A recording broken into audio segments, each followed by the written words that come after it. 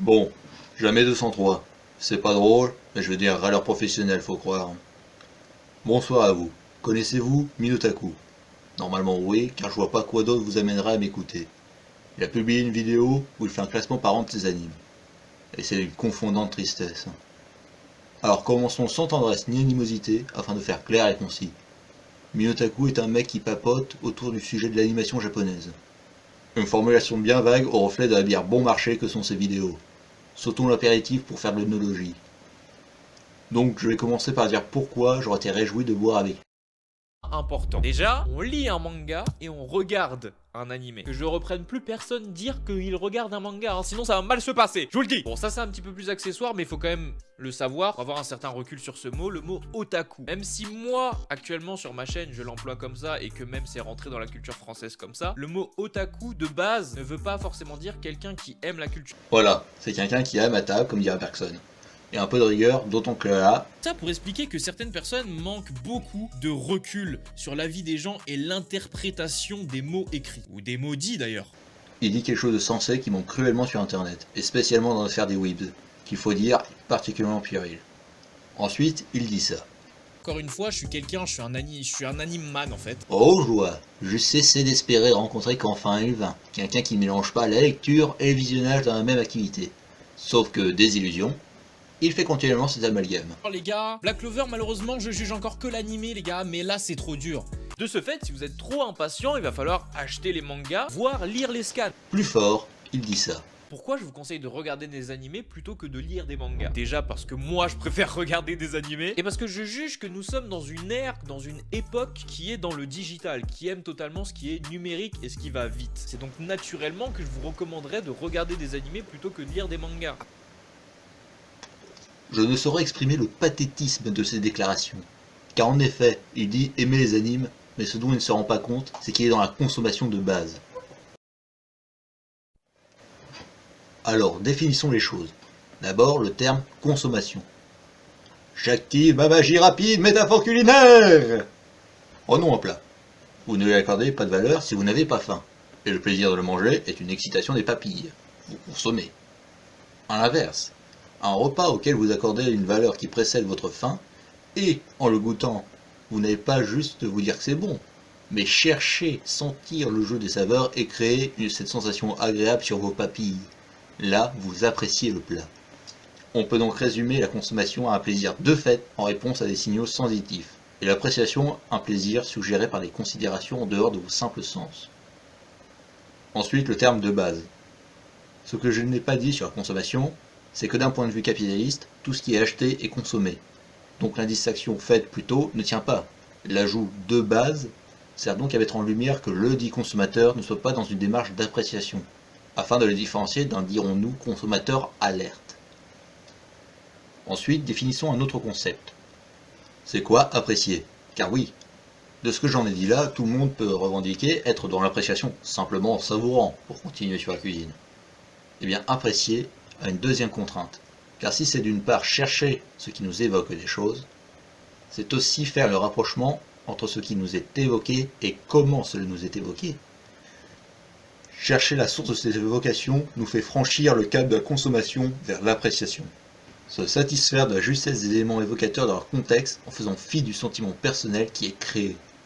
En moins tard biscoté, accorder de la valeur à un objet pour la maîtrise de son média, indépendamment de notre ressenti. Pourquoi cela est-ce important? Car j'extrapolerai ce que répliqua Straub à une spectatrice mécontente. Nous sommes responsables de ce que nous ressentons. Vous n'avez certainement pas adhéré à cette idée. Je vais tenter de l'expliciter de façon personnelle. Il y a un anime qui est un abîme de nullité. Cet anime dans lequel les défauts s'accumulent plus vite que des blocs de terre conforts au dispositif d'extraction se permet notamment d'avoir des dialogues plats, bateaux, prévisibles et pas du tout mémorables. Et par cet anime me touche beaucoup. Non seulement je me gausse de vannes minables, mais en plus je m'attendris sur rien du tout. Car il faut être honnête, ce que je vois dans Demon of Land. et qui me fait de l'effet, c'est une projection de mes goûts. Si j'aime Petit Duc à face blanche, ce n'est pas pour son design, son doublage ou son écriture. Je projette uniquement sur elle le fait que j'aime les chouettes. On se rend bien compte que ce serait d'une hypocrisie crasse que de considérer que le personnage est bon juste parce que j'aime les chouettes.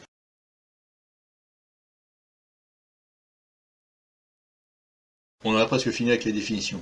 Donc concluons ainsi.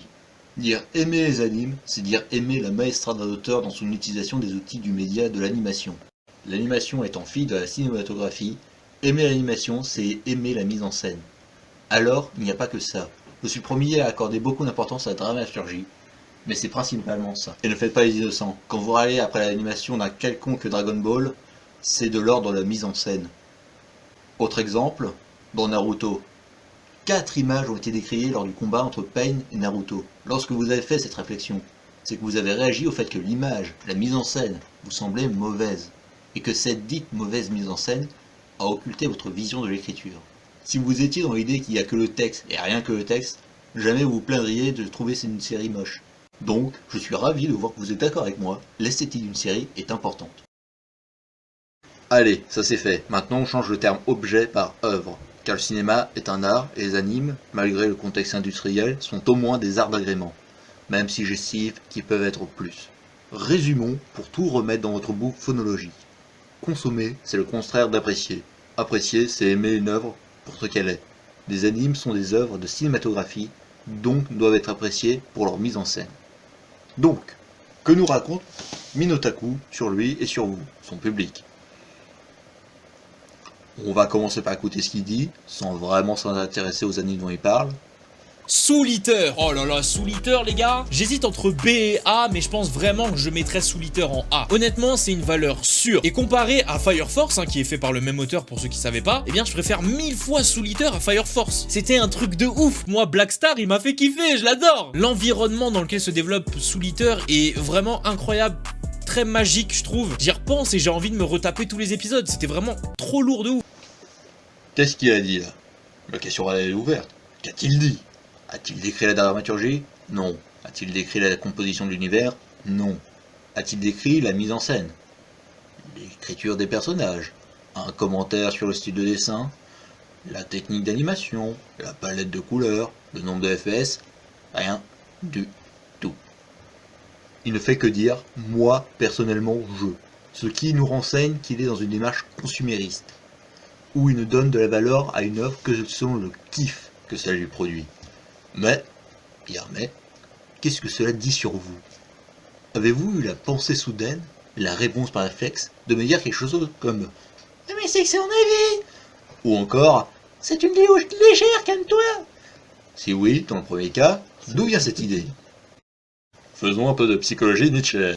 L'instinct précède l'idée. Vous avez eu, par instinct, l'idée que ce qui vous importait était l'avis de Minotaku. Pourquoi accorderiez-vous donc autant d'importance à un avis? Nous sommes d'accord, c'est un avis, c'est-à-dire la base minimale sur laquelle se construit une idée. Cette fois-ci, c'est Kant qui va vous répondre. Je paraphrase. Vous suivez quelqu'un qui pense pour vous. Si encore il émettait un argumentaire, alors il y aurait quelque chose à s'approprier.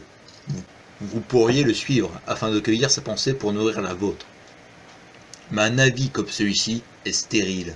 Si bien que ce que vous faites en l'écoutant et en l'appropriant, c'est mettre vos neurones au chômage technique. Peut-être me direz-vous que je raconte n'importe quoi, que vous n'êtes pas du tout en train d'assimiler ce qu'il raconte. Mais si vous n'assimilez pas ce que vous entendez, vous ne seriez pas furieux après un avis. Comme il le faisait remarquer, beaucoup, y compris parmi ceux qui vont m'écouter, donc je dirais vous, se sentent agressés par un avis qui va à l'encontre du leur. Mais un avis vous énerve car vous l'intériorisez, puis votre cerveau panique devant la dissonance qui vient de se poser et donc la rejette avec violence. Ne seriez-vous pas passif que les idées vexantes glisseraient en pluie sur la toile cirée de votre indifférence? Ensuite, si vous avez pensé « c'est une vidéo légère, calme-toi », c'est que vous êtes en état de consommation devant ces vidéos. Je vais donc reprendre un exemple qui me concerne pour être plus clair. Lorsque je fume, il n'y a rien de plus insupportable qu'un kidam qui cavalièrement me fait « arrête, c'est mauvais pour ta santé !» Quand j'entends ça, je lui réponds « qu'est-ce que va te faire voir? C'est mon moment de plaisir et ma santé, on s'en fout. » Je suis là dans une attitude consommatrice du tabac. Je fume pour stimuler quelques plaisirs sensitifs et je me carre complètement de ce que ça implique. Et donc vous, qui rejetez mon appel à réfléchir sous prétexte que c'est une vidéo détente. Vous êtes exactement comme moi qui rejette l'appel au bon sens sous prétexte que ça me détende. Dans nos cas, nous sommes chacun dans une paresse consommatrice. Moi, c'est mauvais pour ma santé. Vous, pour vos capacités intellectuelles. Bien. Donc, Minotaku ne parle de rien, sinon c'est goût. Mais les problèmes mis en lumière par son travail sont nombreux, donc je continue. Regardons ce qu'il a mis en rang S, mais surtout, écoutons pourquoi. Non mais Fullmetal Alchemist les gars, un univers incroyable qui nous transporte, l'alchimie, des protagonistes incroyables, des antagonistes ouf aussi, très charismatiques, des mentors, des sensei qu'on a envie d'avoir frérot. Non, je suis désolé mais Fullmetal c'est au-dessus à tous les levels. Y'a rien qui vous choque. Je parle pas du fait qu'il utilise des superlatifs subjectifs pour décrire l'œuvre.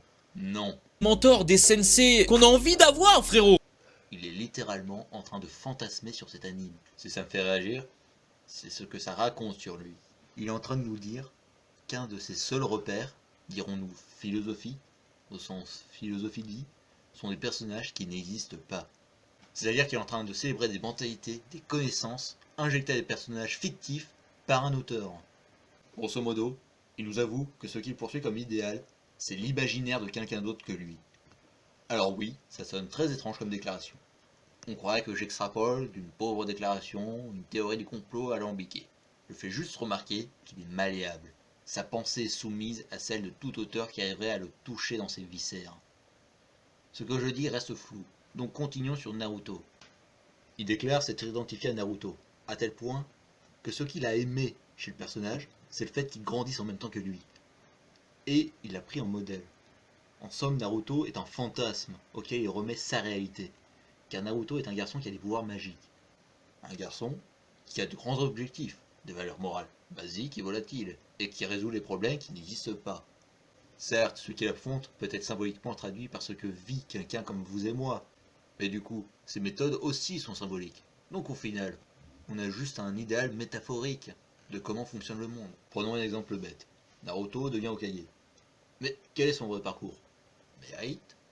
Naruto a-t-il mérité sa place d'Hokage? L'a-t-il arraché de ses mains à ses concurrents? Non. Naruto est le fils du précédent Hokage, il y a une créature légendaire, c'est-à-dire qu'il ne part pas de zéro, il a un patrimoine important. Lisez Bourdieu, si vous voulez en savoir plus sur la notion de patrimoine. Ensuite, il devient ninja sur un vice de procédure. Puis, il est tiré vers le haut, car il est avec un autre fils de bonne lignée et un prof exceptionnel.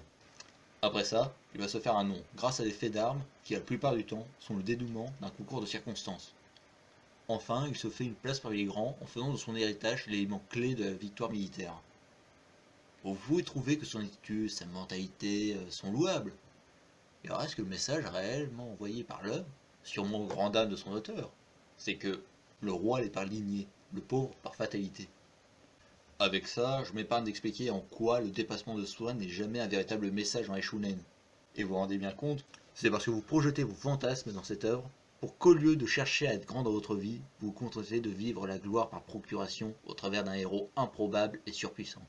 C'est ça, l'aliénation.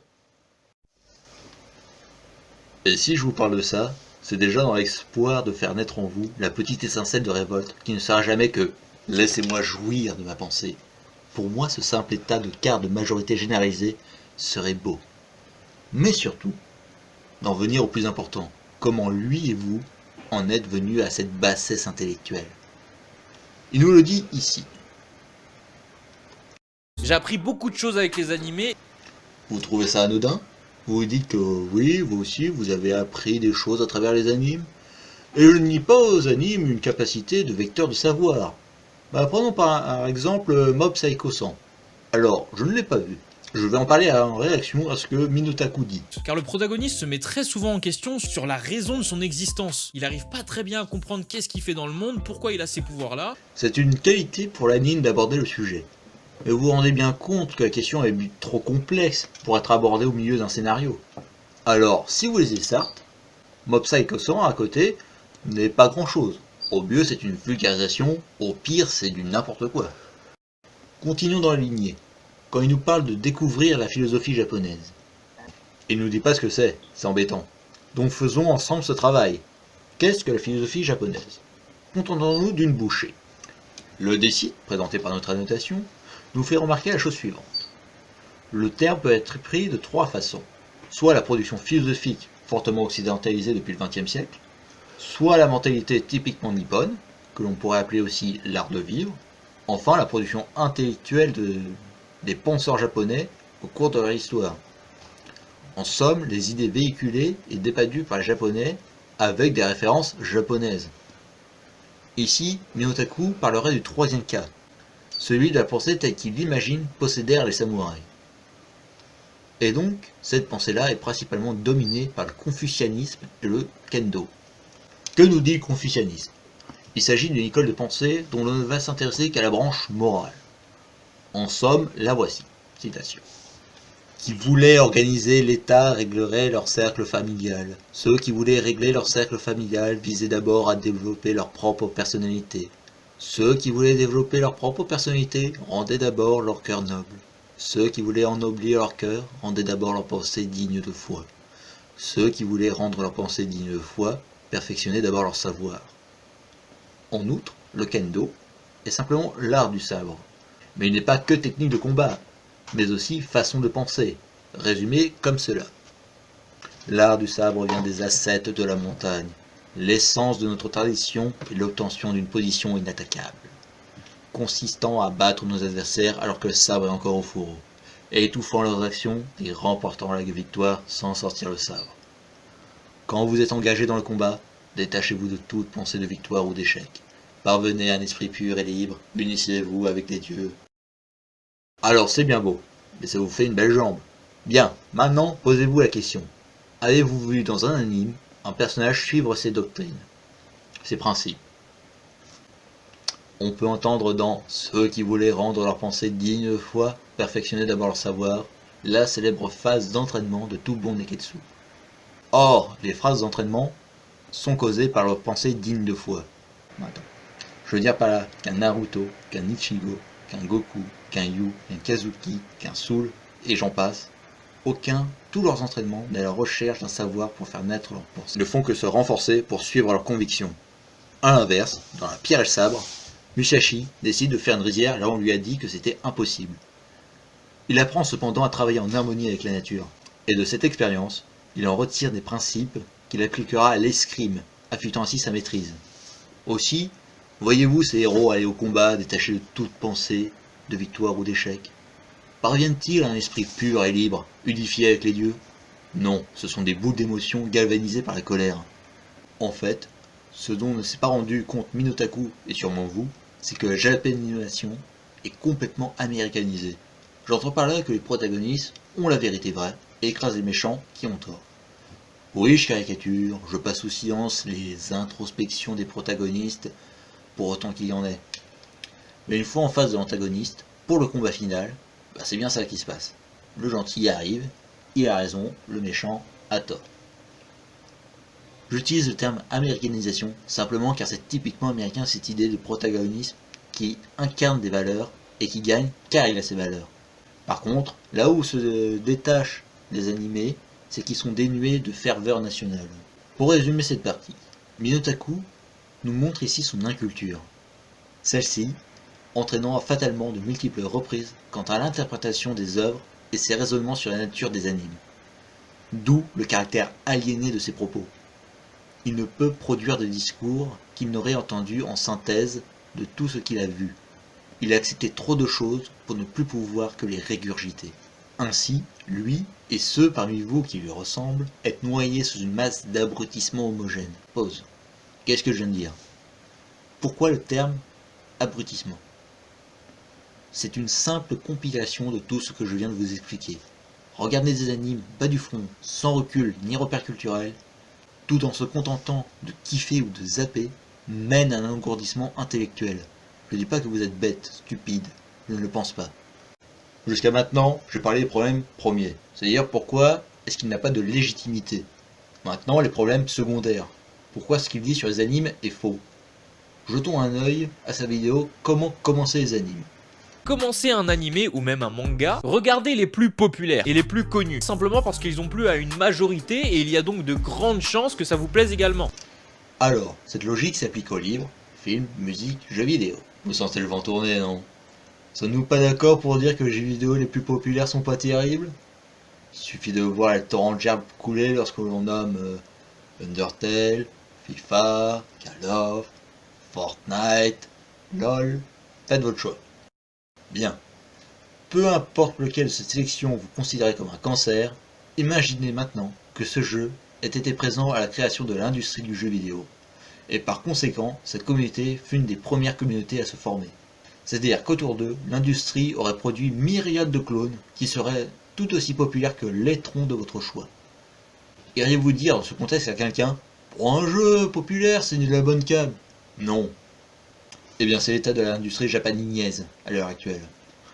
Des hordes de kikou ont à ses fondements adulé des œuvres médiocres, et nous nous retrouvons inondés de titres plus indigents les uns que les autres. Je vous donnerai comme conseil, pour bien commencer la japanimation, de regarder un film de Kurosawa. N'importe lequel. Pourquoi lui? Pourquoi regarder un film en prise de vue réelle pour regarder des animes? Eh bien je vous laisse la parole à Every Frame a Painting. A Kurosawa film moves like no one else's. Each one is a masterclass in different types of motion, and also ways to combine them. Là, le présentateur nous explique qu'une chose admirable dans le cinéma de Kurosawa, c'est sa gestion du mouvement dans le cadre. Ce que je vous propose, c'est déjà d'aller voir la vidéo de Kurosawa en entier. Et puis, ensuite, de regarder un de ses films en étant attentif au mouvement. Ceci chose faite, lancer un anime et comparer la quantité de mouvement entre un film de Kurosawa et cet anime. Selon moi, un point crucial d'un monde anime, c'est de garder le mouvement.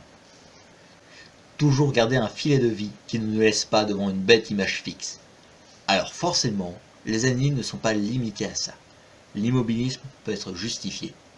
Par le budget, bande de faquins. Mais avec ça, vous aurez déjà un premier élément à voir. Quelque chose qui tient votre esprit en éveil. Et en regardant Kurosawa, vous aurez une référence solide. Pour vous convaincre, je vais utiliser les animes mais au pinacle de la qualité parmi nos otaku. Pour vous expliquer ce qu'est la mise en scène. Et sûrement, à votre surprise, je vais le faire en les comparant à de bons animes. Dernière précision avant de commencer. Ne bloquez pas sur le fait que je dise que tel anime est mauvais et que tel est bon. Je vous demande de vous concentrer sur les scènes que je vais comparer. Vous pouvez vous dire que j'ai choisi pile les bonnes scènes pour servir mon propos. L'important, c'est comprendre pourquoi je dis d'une scène qu'elle est mauvaise et à l'inverse, pourquoi je dis qu'elle est bonne. Comparons donc. Je vais prendre un anime sorti plus tard. Mais plutôt que me reprocher de tricher en disant que ouais, c'est sorti plus tard et la qualité est meilleure, demandez-vous pourquoi. Regardez ça, dans Kuroko, avant que vous mettiez ça en commentaire, on est dans une approche totalement mangaka de la mise en scène. On méprise le mouvement et le temps. C'est juste un empilement d'images clés, façon case de BD, avec des phylactères pour expliquer ce qui se passe. Ça émule maladroitement un match, mais on ne voit rien. Alors que Chaos Dragon Seikyu Senki réfléchit comme un anime, se basant sur le mouvement et le temps pour créer un combat. On voit un combat. Encore une fois, personne ne bouge. Il n'y a pas de sens dans la construction du plan, de la géométrie ou de la symbolique, rien ne souligne le scénario, tout est oral. Les deux mouvements de caméra n'ont pas de sens, ce sont des trompe-l'œil ratés. Ils tronquent l'unique mouvement des lèvres du personnage, par l'unique mouvement du cadre sur une image fixe. Enfin, le découpage s'ennuie très clairement. Les variations de valeur de plan ne communiquent que rien. Et voir le pied de L n'est qu'une façon feignante d'indiquer qu'il se lève. Cette fois aussi, ce n'est pas un grand anime. Pourtant, vous voyez comme il fait vivre ses personnages en assurant une constance de mouvement. Le cadre aussi est important. Les personnages ne sont pas chacun isolés dans leur coin, mais réunis dans un même plan où ils interagissent les uns avec les autres. La valeur de plan place le spectateur parmi, véhiculant ainsi aisément l'humeur guillerette des personnages au spectateur. Ces deux scènes sont du dialogue. Dans Death Note, c'est pour le scénario, dans Cut Channel, c'est pour l'humour. Pourtant, Death Note n'a rien en dehors de son scénario. Alors Cut Channel, c'est un petit enchantement visuel. Pour introduire l'antagoniste, rien d'autre à voir que la solution la plus kitsch. Une image fixe, un dézoom dénué de sens, et une voix off qui précise que c'est le méchant, au cas où les sourcils froncés n'auraient pas suffi. Ici, on connaît Yona, mais elle est une figure anodine. On ne sait pas ce qu'elle veut, ni ce qu'elle pense, et on s'en fiche. Elle est tranquille en interview, quand soudain, elle a des propos bizarres. Donc on comprend vite où elle va en venir. Elle va écraser Akira. Elle est véritablement dangereuse. Alors que Dragon Ball ne sait mieux faire que nous dire « Attention, un méchant !»